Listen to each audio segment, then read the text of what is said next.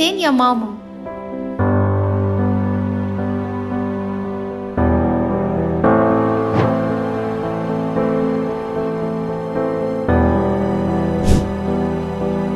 ايه ده؟ ايه اللي انتوا بتعملوه ده؟ اياكم تلعبوا اللعبة دي تاني، كده عيب.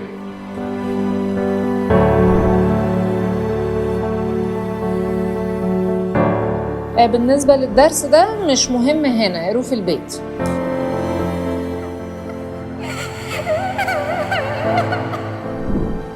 ماما انا جاتلي الدورة الشهرية، اعمل ايه؟ استعملي دي وخلي بالك انت خلاص كده كبرتي، ما بقيتيش صغيرة. هو يعني ايه احترام؟ وايه اللي بيحصل في جسمي ده؟ هو يعني ايه دورة شهرية؟ وبسبب ثقافة العيب دي اللي بتمنعنا إننا نتكلم مع أولادنا ونربيهم تربية جنسية سليمة ونتجاهل أسئلتهم المشروعة، مش بيخليهم ينسوا السؤال، ولكن بيزيدهم فضول أكتر وبيدوروا على 1000 مصدر ومصدر غير صحيح عشان يجاوب عليهم. وده اللي بيخلي الشباب لما يتجوز ما يعرفش عن البنت غير عذريتها وغشاء البكارة.